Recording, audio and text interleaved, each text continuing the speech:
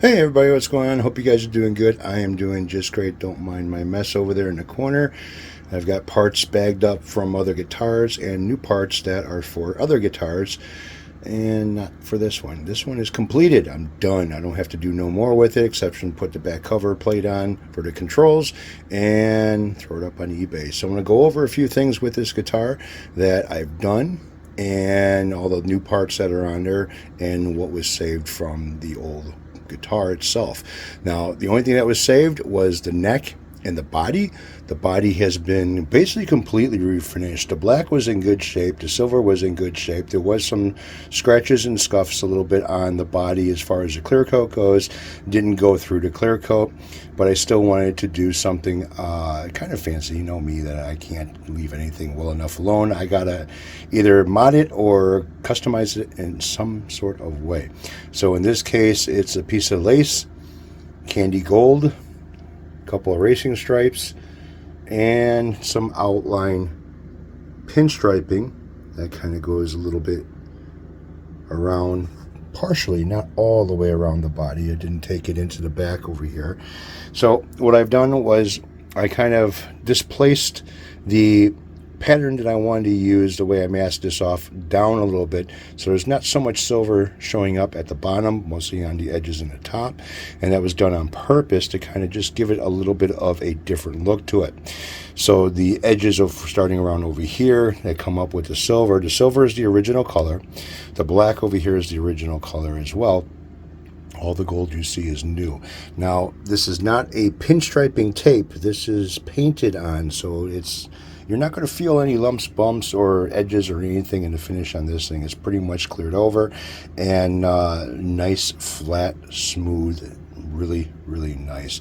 So the original guitar was black with a silver burst in the center of it, and I just covered up most of the silver, leaving just the silver edges. Headstock. I buffed it out, wet sanded it and buffed it out so it looks like it is pretty much brand new. There's no scratches or anything inside of it.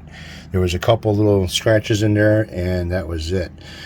So that the tuners are Geiger tuners, which are rounded around the edges. They're locking. I kind of went with this route because they have more of a classic look to them than just the box cut ones that are just square with kind of edges. The nut is a Geiger nut, which if you think that you're going to buy this nut, it's not going to come polished like this out of the package. That I did myself. Wet sanding, going through the different grades of or grits of sandpaper, and then buffing it out to kind of like a chrome-like finish. Now, the material that I removed for the action height at the first fret is not material that came out of the wood. That would have been too easy to do. What I ended up doing is I removed a little material off the bottom of the nut until I got the action height where I wanted it at the first fret and mounted it in place. Pretty much that's it. The neck has been radiused with a 12-inch radius block, which that's what this is, a 12-inch radius neck. And instead of cleaning it, getting rid of all the goo and DNA and whatever else that was accumulated on this neck from other people playing it, before I end up getting it, I just used a radius block, making sure that the radius is still consistent all the way down and cleaning it at the same time. So the fretboard is nice. It's not bad at all.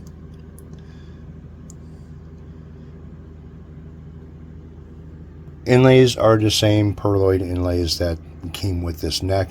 I incorporated a little bit of some more pearloid into this to kind of even things out between the white lettering on the headstock, the pearloid on the neck, and then I added something else to kind of keep the monotony going as far as that goes. Frets are 12-inch radius fret wire with they're stainless steel. All the fret ends have been finished. They've been leveled, crowned, and as you can see, polished. Yeah. strap locks. These are actual shallower strap locks. These are not the cheap wannabe ones that you find all over on eBay. These are kind of nice. They end up having a threaded nut that's rounded, and you'll have to cut the opening on your strap a little bit to fit over this because this is a little bit big.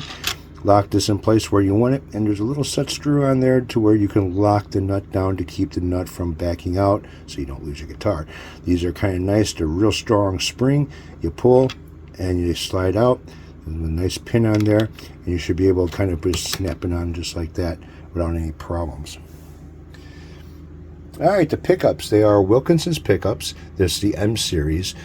You can wire this up to be a push-pull system, either have coil splitting, either do series or parallel. I have them just wired up as normal humbuckers, didn't do anything special with them. The rings that are the mounts, I've got a whole bunch of metal ones, and I end up using the gold. I think it came out pretty good. I don't mind the way it looks at all. Some people don't like gold, you know.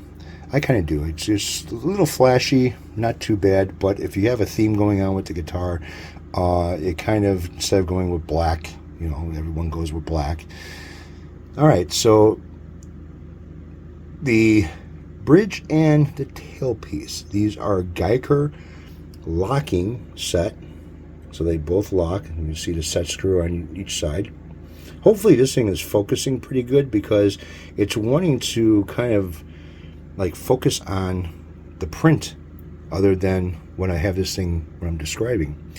So this is a roller bridge, and as you can kind of tell, a lot of the gold on this looks like it's a rose gold. It doesn't say anything in the description of what these parts are supposed to be. It just says gold, but it kind of looks like a little bit of a rose gold to me, and that's what brings me to the other part on here, which are the knobs that have a pearloid caps on the top of them, and they're kind of embedded in there. And I went with the pearloid because it goes with the inlays and the writing on the headstock with the logo and everything. But if you look at the color of it, it's more of a gold. If you look at the color of everything else, like the bridge, the three-way switch, it's kind of like a rose gold. But it works out okay because not only are the knobs kind of like a gold, well, so is the nut. The nut doesn't have a rose gold type of a look to it either. So kind of left it that way.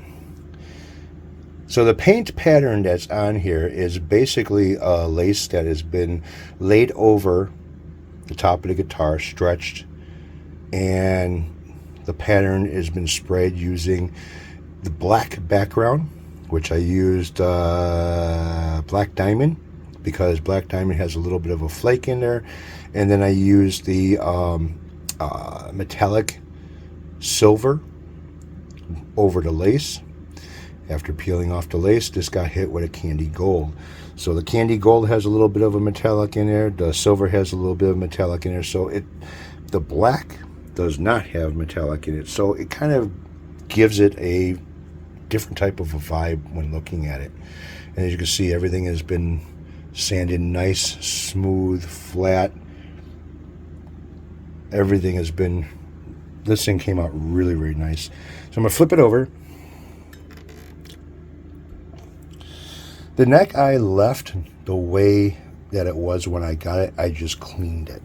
Now, I didn't polish this with any type of rubbing compounds because of the fact of it would end up having a gloss finish to it. This has a matte finish all the way up to the headstock, so I figured I'm going to leave it that way. I just cleaned it really good. There is a little bit of a scarf joint, and then you have the little volute over here. Now, I didn't have any gold screws for the neck for mounting it that had the inserts on it, so I kind of just left it with the silver. I know. Here's the back of the guitar, and as you see with the shelf moving it in the reflection, it is flat, straight, and everything else. Beautiful deep black finish on this thing.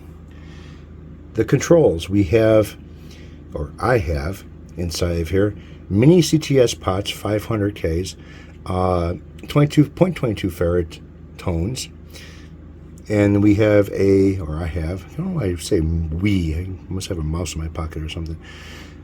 Epiphone 3-way switch, I can't remember the brand name of the output jack, but it's got a brand new output jack in it with a new output jack plate. And now I could put the cover back on this thing and hide everything that's inside here. Now I've used a lot of the cloth wiring. It's the double cloth braided wire insulators, and I always do a heat shrink tubing on the ends of them. Kind of guarantees that there's not going to be any problems or any issues later on down the road, and it makes everything look nice and clean. No big splatters all over the back of the pots of solder in order to make a connection. You don't need to do that, especially if you sand the back of the pots a little bit to remove any of, you know, oils or whatever, to get the solder to kind of melt into that metal, and it makes a great connection. This does have a bridge, actually a tailpiece ground to it, and yeah, so this worked out pretty good. So one of the things that I had to do with this nut that was kind of a little bit of a pain in the ass is, number one, it doesn't make any funny noises. There's no like sitar sound or anything else. But the issue that I had with this nut, not only did I polish it up and make it look real pretty, but the ends were really, really sharp, especially this edge over here, and the areas where the strings were cut, the ends were really sharp. Well, this is a metal, you know, it's a metal nut. But taking my fingernail and kind of going in on the edge over here in the slots, it was actually removing material off of my fingernail. So I rounded off the outlets over here, not rounding them off like angling them. I rounded them off really fast. This way that sharp edge is gone and you don't have to worry about any strings breaking or anything.